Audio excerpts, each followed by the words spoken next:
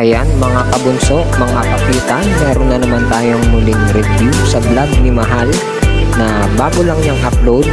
At ang title nga nito ay It's a Prank. Silipin na natin ang aking mga ibabahagi sa inyo mga larawan. At ito ay sinimulan ng dahan-dahang pumasok si Mahal sa bahay para hindi magising si Mix dahil masarap ang tulog ni Mix. Ang naisip nga ni Mahal ay lalagyan niya ng asin ang kape na ibibigay niya kay Mix.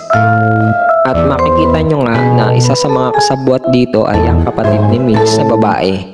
At tuwang-tuwa nga ang ating Mahal dahil maipaprank na niya at makakaganti na siya kay Mix. A few moments later. At nang nagising na nga si Mix ay inabot agad ni Mahal ang kape na inalok niya, ngunit ito ay failed, ibig sabihin ay hindi ito tinanggap ng ating Mix. Ngunit hindi pa naman alam ni Mix na pinaprank siya ni Mahal. At nakaisip uli ng paraan si Mahal. Sa pangalawang pagkakataon ay muling mag-aalok siya ng kape kay Mix. At doon nga'y agad nagtimpla uli si Mahal ng kape na mayroong asin para maibigay muli kay Mix. At laking pagtataka nga ni Mix na gabi na ay nag-aalok pa itong si Mahal ng kape. At ito naman ay tinanggap din niya dahil sa nakulitan na rin si Mix sa pag-aalok ni Mahal ng kape sa kanya.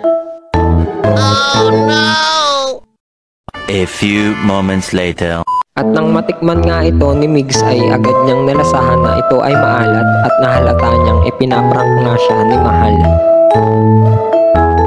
At doon nga ay halatang nahuli na si Mahal na siya ay nagpaprank kay Mix at naging failed na naman ang prank ni Mahal kaya ito ay hindi naging successful.